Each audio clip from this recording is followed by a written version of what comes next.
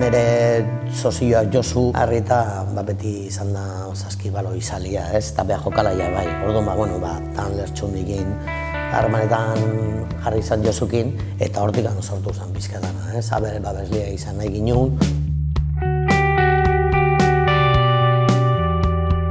Zautza mailan behintzat eskubaloia futbola izan dira, pizka garrantziek egin nahi izan duena. Eta saskibaloia, pizka bultatzeko zen.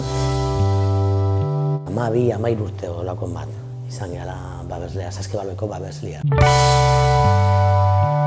Beste kirola batzuk bai jotzen ditugu. Txirrindulari taldea, eskubaloian, rugby taldea bai. Eta gero urtean behin kapoirako talde bat nibilitakoa, urtean behin etortzen dira maixo brasildarrak eta dana, eta hori bai pizka bultzatu egiten ditugu,